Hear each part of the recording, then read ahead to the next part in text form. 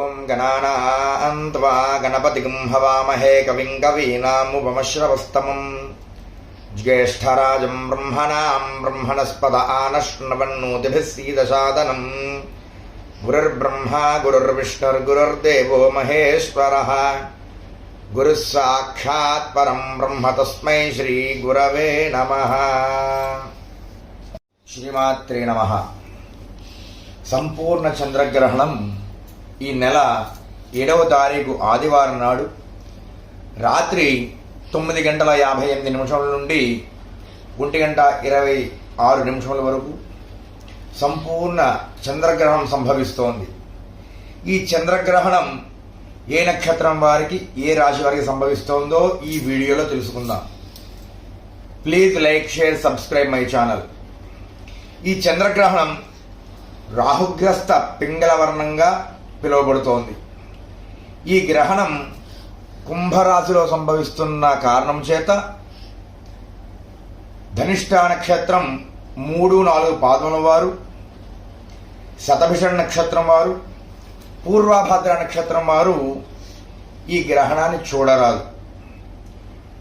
ఈ గ్రహణం సంభవిస్తున్న ధనిష్ఠ, శతభిషం, పూర్వభద్ర నక్షత్రం వారు గ్రహణం విడిచిన మరునాడు తప్పక శాంతి చేకూర్చోవలెను, దాన ధర్మాదులు చేయవలెను.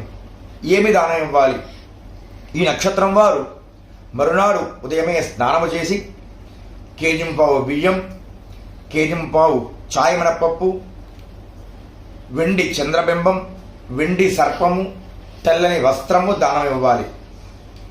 అలాగే పౌర్ణమి తిథి నాడు ఆబ్దీకములు పెట్టేవారు మధ్యాహ్నం 12:30 లోపు ఆబ్దికాలు పెట్టుకోగలిగాను.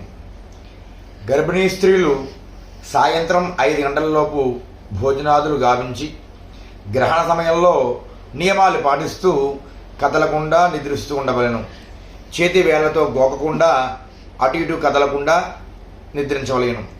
చిన్నపిల్లలు, వృద్ధులు కూడా సాయంత్రం 5 గంటల లోపు భోజనాలు చేయవలేను. ఈ గ్రహణం సంభవిస్తున్న సమయమున గోదావరి స్నానము కానీ, సముద్ర స్నానము కానీ, పట్టు స్నానం, విడుపు స్నానం చేయడం చాలా పుణ్యదాయకం. సముద్ర స్నానం, గోదావరి స్నానం చేయలేని వాళ్ళు ఇంటిలో స్నానం చేయడం ఉత్తమం.